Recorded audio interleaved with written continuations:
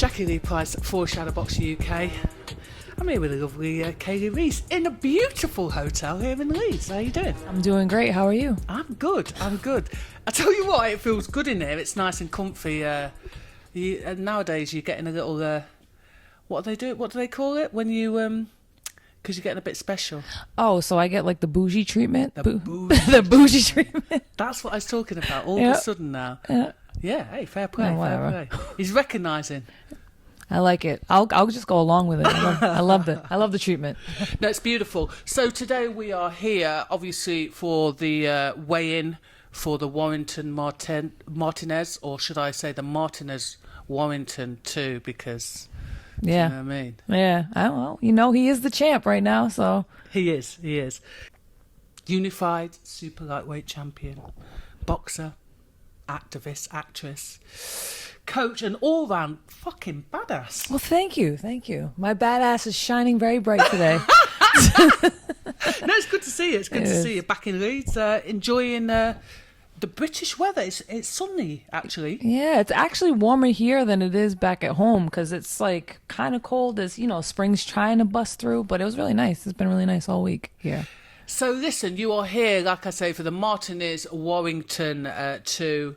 Let's get the business out of the way, the sort of the fight business. Because the last time we saw you, you were out against Jessica Cameron. You beat her behind to take those belts. You're in the mix to be undisputed, and then we've not really heard anything, have we, about your fight against Chantelle Cameron. Can you shed any light on that? Absolutely. First I just want to say that fight against Jessica Cameron was like, I am so happy that we had an epic fight and she was involved in it, because now the world can get to know her. She's such a great fighter, a great person, and I'm glad that if I had to go to war, it was with her. That was like Gotti Ward female version. It was insane. I had to dig down deep, deeper than I ever had to dig to get anything. Like, I don't even know where I got that from, but I'm glad I know I can. I just don't want to go there again. So the date, we never really had a date set, but it was supposed to be February, March, maybe April. But right now I'm dealing with a bunch of personal health issues that kind of caught up with me, and I've, from a majority of my career, I've been dealing with, but have always put boxing first. I've always put my career first. I've always put trying to fight my way to my position I'm in now. And now I have to take a minute, step back, and really take care of my health as a woman and just as a human. And of course, I would not want anything less than 100% from myself. I wouldn't expect anything less from Cameron. I don't want to disrespect boxing like that. I don't want to disrespect myself, nor do I want to disrespect Chantelle and not having my 100%. And last year was pretty brutal on my body, mind, and just traveling and working, and I wasn't 100% in either of those fights, not the IBO or the last fight, taking nothing away from Jessica, but I know now. I thought it was something else, but it's something that's very prevalent, and I have to just take care of it, and I actually have the opportunity to do so I have to. So once I get cleared and once everything's good, that fight's going to happen. It just maybe not going to happen as soon as we want it to. So I know Chantelle's like chomping at the bit right now. I know she wants to stay busy, and I commend her for that. And I know she will stay busy. So when it's time for us to face each other, we will. It's difficult, isn't it? Because you get the opportunities, but then sometimes you've got to just take a step back and look after yourself, don't you? Yeah, and I haven't been able to. I've always said, oh, no, I'll just deal with it later. I've always taken the opportunities. Even when I fought for the IBO, I should have not taken that fight due to my health, but I didn't want to risk not having the opportunity present itself, and I knew we were talking about this tournament, so I didn't want myself be the reason why it didn't happen. And there was already a fight on the card that fell out. There was actually two, so I just, kept to myself and did what I had to do to win. And then the same thing with Jessica. I know I should have never fought. I was maybe at 50% in that fight, and I had to dig deep, and I'm glad I was able to, because I was literally ready to die up in there. I was like, you know what? I'm just not going to stop, and I'm going to do what I have to do to win. So unfortunately, but fortunately, I'm able to take a position now where I have to take care of my health right now. So we'll see when it happens. Well, I wish you all the best with that. That's the first thing. Listen, we'll see you back in the ring soon. Hell yeah. And putting down some beats. Yeah, absolutely. Beats. No Dr. Dre. No Dr. Dre beats. Kicking down some people. Absolutely. Metaphorically, of course. Mm-hmm. So your charge, Ebony Bridges, is about to fight tomorrow evening for her second IBF title against Maria Cecilia Romain.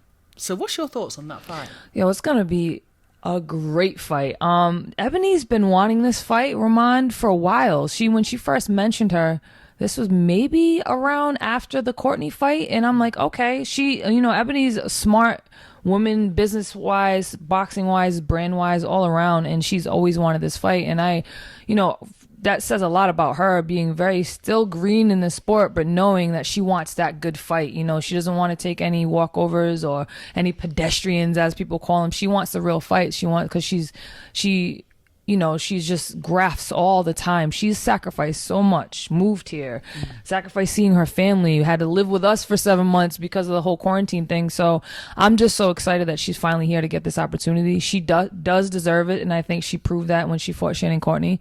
I just think it's going to be a great fight. I'm so happy with the work she's been doing with Tibbs, and I'm so glad to be here.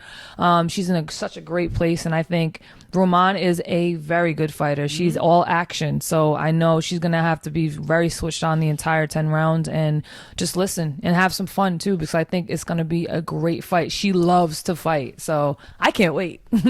It's going to be a cracking little bout. I tell you what, her opponent isn't much of a puncher, but she has got a really super high work rate, and she from the time the bell goes, she's on top of her opponent. So I just think what she lacks in punching power, she's going to bring a good fight. Absolutely, yeah, she doesn't stop, and it's like speed is power. So she's very overwhelming to her opponents as well. So she has a high work rate.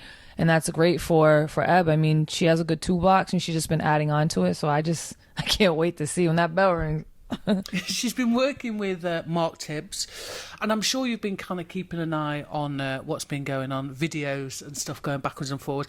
But what has she learned from her last fight? It was a difficult fight. Some people didn't think she won that fight. However, let's think about the positives. What she took away from that fight, what she's been implementing into camp.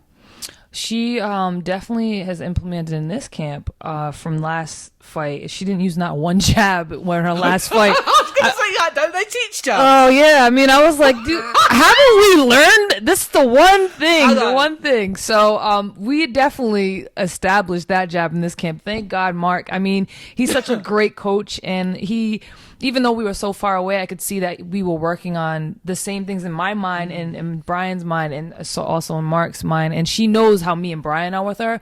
So the things that we were always a big stickler on: stay on your back foot, jab, bring your hands, bring that friggin' hand back to your face. Yes. Just jab. That's it. Just work on a whole 8 weeks. Just jab until your arm falls off.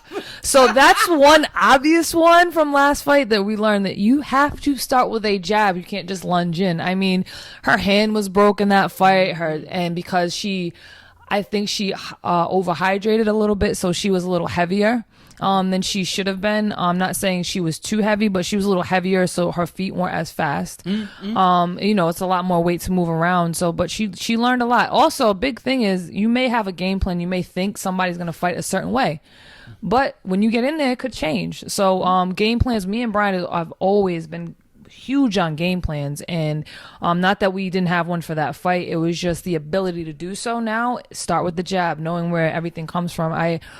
I believe things like that. Hard fights are better for somebody to learn. I mean, whatever people think she lost or whatever, it was way too close for comfort. Whether she lost or won, I don't even care about the outcome. It's just, it was way too close. And why? Let's fix those. So, and to be fair, listen, she is still, she's still at the beginning of her career. And at the end of the day, I don't care what anybody says. You can do the work in the gym, but nerves play a massive part. Absolutely. So you might remember or not the jab. Yeah, You know or what I mean? not. But you might not remember Yeah. stuff. So it's all very well people going, oh yeah, you should have done, you should, until you've been in there and gone, oh my God, I didn't throw the backhand, or oh my God, I was out of range, for instance. Yep. Do you know what I'm saying? Yeah.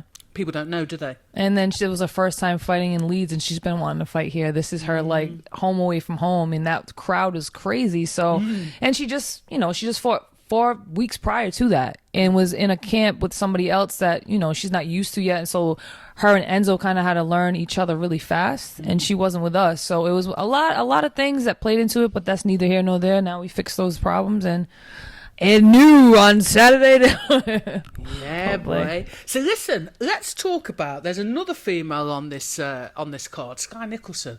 I don't know if you saw her debut in. Was it in America? It was Yes, in it America. was. Her debut. What are your thoughts about her? I didn't actually see. I'm not even gonna lie.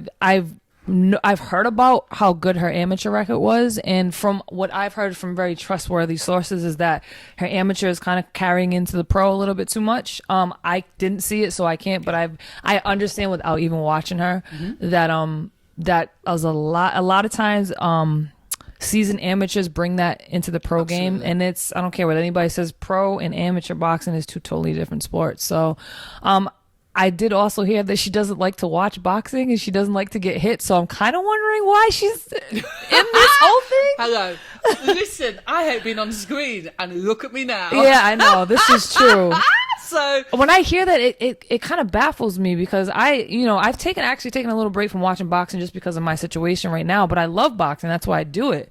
If it ever becomes a job, that's when I hang them up. So I don't know. She's really young. She's very marketable, and hopefully she just gets used to the pros, and we'll see what happens. I want to see this fight though, because now I want to see if what people said were actually true. what I will say in her defence is it takes so long. I think she's been boxing as an amateur since she was about, I don't know, 10. Maybe, don't quote me on that. But it's so difficult to unlearn what you've learned. And to be fair, I saw a lot of criticism about the way that she boxed as an amateur. She beat that girl up, so I really enjoyed it. I don't care. Yeah, no, I've She heard got the job done. she got the job. I mean, a win's a win. I'm just saying. Listen, I love a spin-off. Yep. I love a That's spin-off. what a lot of people said, that whole The spin-off. spin-off. The spin-off and the going back with the spin. I'm okay. And a little bit of showboating. Yeah. Just a little You sprinkle. can't teach that. So she's, she's starting off on good foot. Yeah. Oh my God. Girl. Listen, Serrano.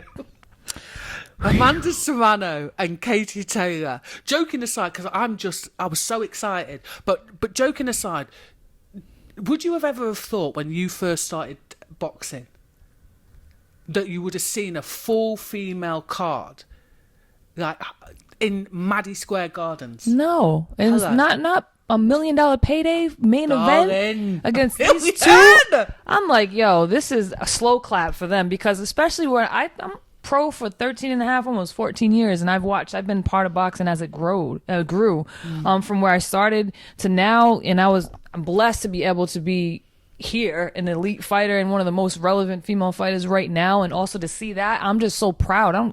I don't care who wins. I have my own speculation of how it may go, but I don't care who wins. I just. Do you know what? I feel that I don't even mean that. I really like both of them. I've been following Katie obviously longer, but I just think in terms of female boxing, I'm literally so excited. Me too, definitely. I usually, like, if there's two fighters that I see, I usually have, I favor maybe one or the other. Maybe it's logical boxing thinking, or maybe because I have personal ties. But this one, I'm like, I really don't care who wins. I just know it's going to be a crazy fight. It's going to be, and it's not just, oh, wait, great, it's two females headline. No, it's two great fighters on the main event in Madison Square Garden. That's crazy. Be licks dished out. Oh, man. Licks is getting dished. Yeah. But okay, what I will say is I was at the press conference, and I thought it was quite clever of Serrano dropping in the 12 threes. What did you think to that? I think that was clever. However, I'm going to stick by what I said before. I think we should start off with 12 2-minute rounds. And then eventually, maybe once they start paying us regularly, like they're paying them right now, which I'm so grateful for, because that's, you're paving the way. But I don't know about everybody else, but I'm not going to do way more work for the same pay. And I think also another aspect of that is we're still trying to get these networks to get used to, unfortunately, put females on. If you do 12 threes, it's a longer fight. Therefore, they may only be one female fight, if any, on a card, especially if they're title fights. So, and if it's a bad female fight with this, you're usually not, it's shorter. So if you add 3 minutes, it's going to be a longer fight. So start with the twos. I don't think any undisputed or any world title should be 10 rounds, period. Add the 2 rounds. You'll see more stoppages, maybe more knockouts. And I think people can accept it more, even the ones that still think that women, it's boxing, it's not the same thing. No, it's, a punch is a punch, is a punch. I don't care who's throwing it. So start with the 12 twos, and then eventually let's get to the 12 threes when we get paid the same. I think we've always agreed on that, haven't we? Yeah, I think so.